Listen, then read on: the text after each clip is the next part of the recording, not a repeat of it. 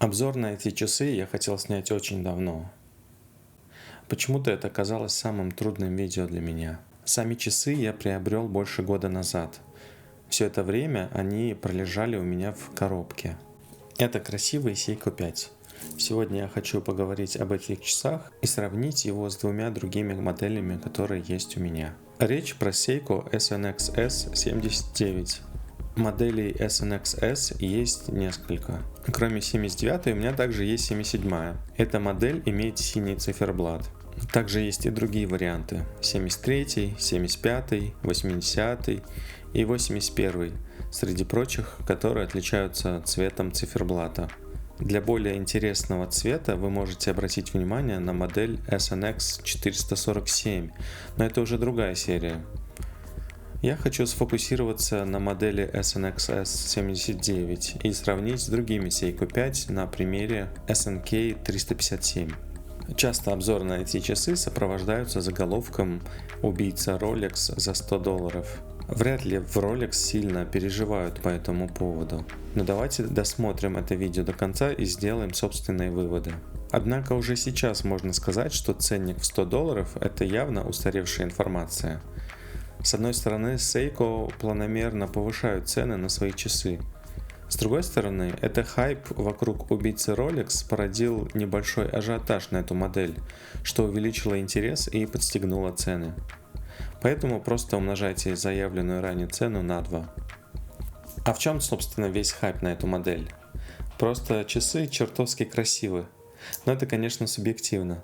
Хочу в первую очередь отметить циферблат. Цвет циферблата не черный и не серый. Он какой-то серо-угольный с эффектом солнечных лучей, который красиво играет на свету. Маркеры накладные. Маркер на 12 часов двойной, а на 6 и 9 часов утолщенные. Стрелки прямоугольные со скосом. Накладная также надпись Seiko и логотип Seiko 5. Окошко с датой имеет серебристую металлическую окантовку. Число и день недели нанесены на белый фон. Не знаю, было бы лучше, если фон совпадал с цветом циферблата. Было бы интересно посмотреть. Но вроде и так хорошо.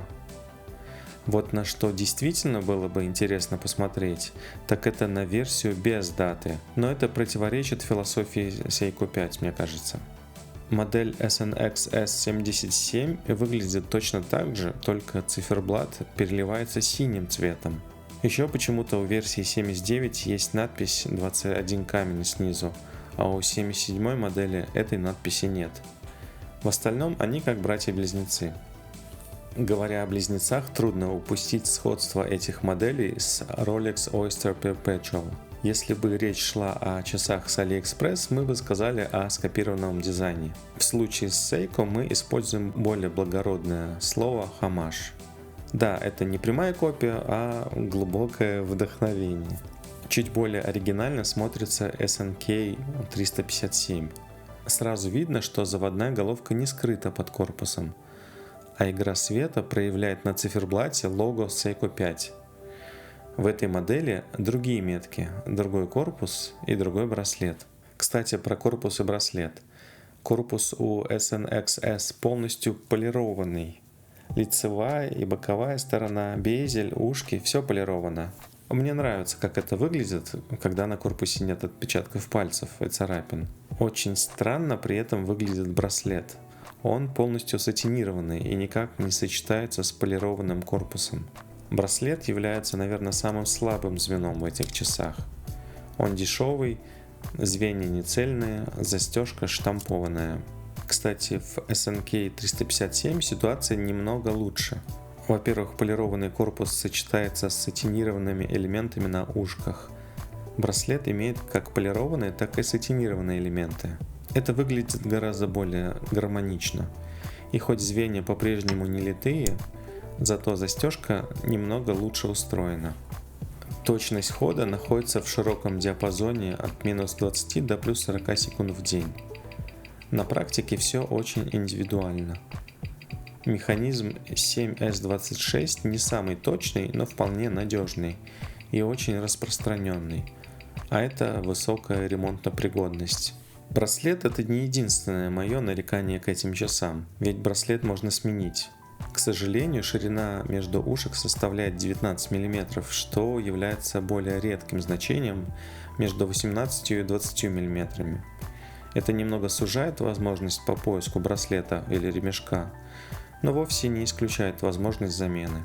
Вот что еще труднее поддается замене, так это неудачная, на мой взгляд, форма корпуса. Ушки посажены довольно высоко в профиле корпуса, а их изгиб недостаточный.